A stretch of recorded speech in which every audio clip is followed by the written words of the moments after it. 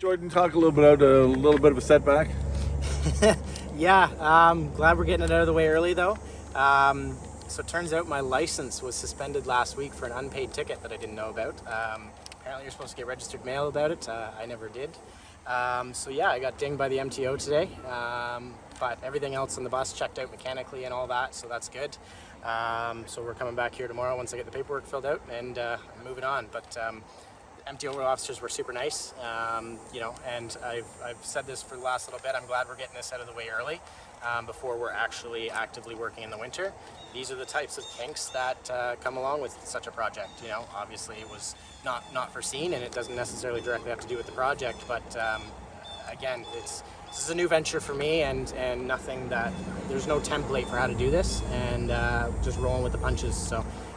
The biggest thing is you said they said it registered, but you didn't get the mail. So how are you supposed to know it's suspended if nobody told you so? So they said 7 days from the point that it was mailed is when they deemed it served, so active. So even he says it's not uncommon for people to not get them, but he says doesn't matter if you did or not. It's 7 days and you're SOL. So I was at the MTO a few times with the bus getting safeties and stuff like that, and I was never told, and that's where it burns even more, but it is what it is. Tell me about the license plates you took off. Was that all related? Not really. So what we're doing, so to get it done on the road quickly, I registered under my name personally, but this isn't my asset. This is a community asset. It's going under the nonprofit. So what we decided to do between me and the MTO officers was that we're going to get it all done in one shot. We're going to transfer it over to the nonprofit and get new plates for it and put those on at the same time. It makes sense. I'm going to go to the MTO, so I might as well do it all at the same time anyway. Blood, sweat, and tears have gone on to this, and a little bit of coin as well. Yeah, understatement of the year. We've been really excited to show people. We've made a lot of changes based on the feedback of the pilot project we did in Cobourg. Super excited to share what we've been working on. This thing is cutting edge, and I don't say that sparingly. It's something that is going to be looked upon by other communities on how to implement. Just the technology that we've put into this is just insane.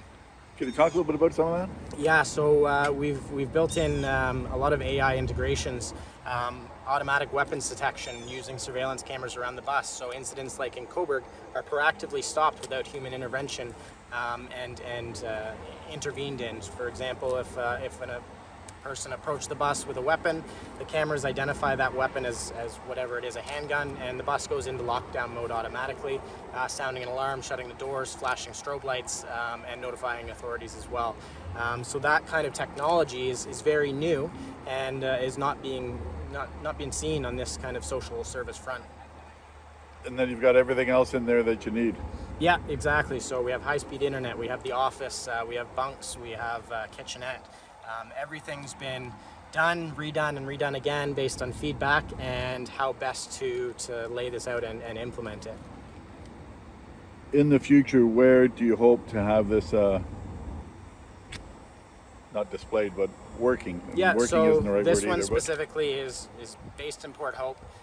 It'd be cool if other communities jumped on board, so to speak, and bought other ones. It's not only a useful tool, but it's also recycling. 1,800 buses like this one go to scrap every year, are retired in Canada alone. So this one was diverted from scrap and is serving a second purpose or a second life. And so if we can intervene on even some of those and repurpose them and refit them, the cost is significantly less for municipalities versus other solutions. Last question is, you're supposed to head down to the council tonight, but educated. We're still going. We're still going without the bus. Yeah, we're going without the bus. We still have a strong presentation. All the councillors have been on board. They've all seen it, less one or two. All of them are super supportive. The police chief has been by. He's supportive. Really wish when he was here last week he ran my license and told me.